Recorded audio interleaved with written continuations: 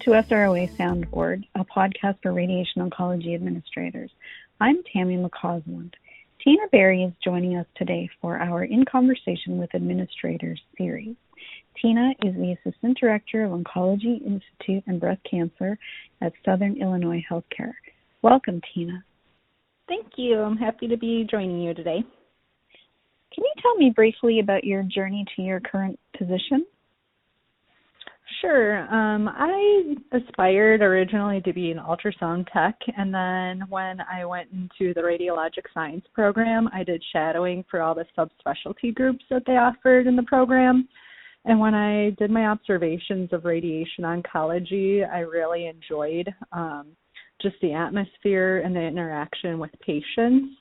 And I kind of always knew that I wanted to be in a leadership role. And so I've had strong mentorship throughout my career. And so I had worked at Barnes and St. Louis for 10 years, and I had strong leaders that advocated and kind of grew me into leadership roles there. So I went from a staff to a senior to a lead to a supervisor, in which time I obtained my MBA at Webster University.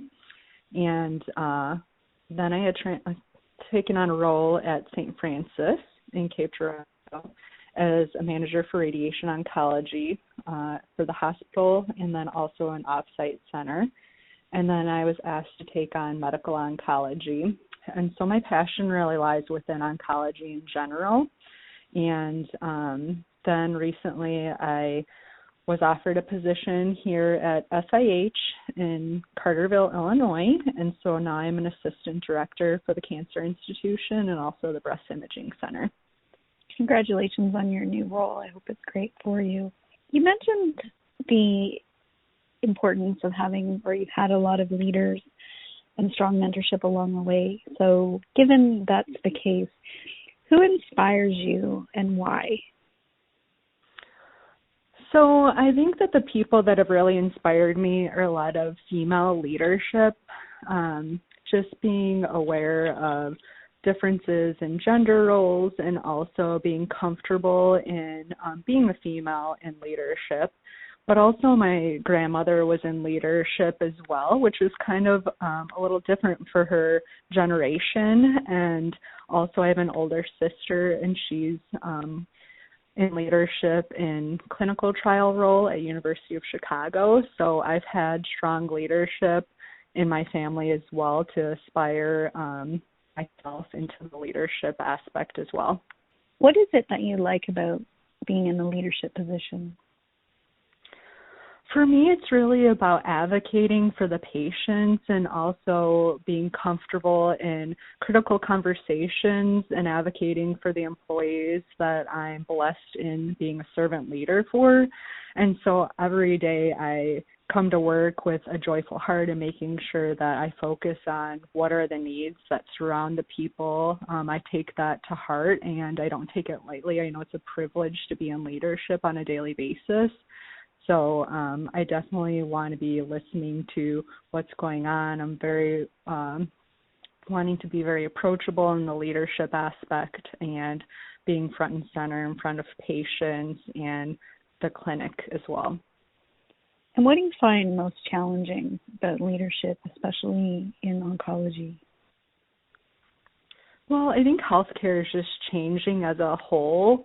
And so as a leader, I think it's really important to be as transparent as possible with employees, and just give them enough not to scare them. Obviously, they don't have the training of leadership aspect, but they want to be involved in decision making. And so I think it's really hard as we navigate the changes in reimbursement and having to become more lean and more creative in things as far as leadership, and how do we provide that same quality care and have longevity with our employees.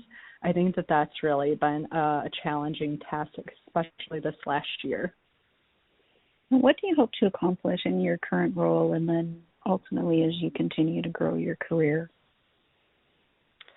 For me, I think that my ultimate goal is just to stay somebody that people are comfortable in looking towards. I want to be a mentor and,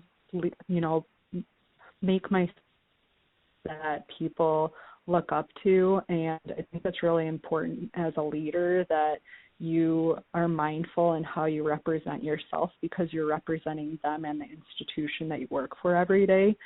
So I just want to make sure that I stay very embedded within the fields that I lead and being educated to make sure that I keep them up and coming within the field and what patients are really looking for in their healthcare. What professional organizations do you belong to and why? So I'm only involved with SROA, but I'm very much involved with committees as far as surrounding foundations within the institution, community benefits with outreach programs, and also just different platforms to advocate for cancer patients and making sure that they're staying on top of their screenings. And when you're not at work, what do you like to do in your free time?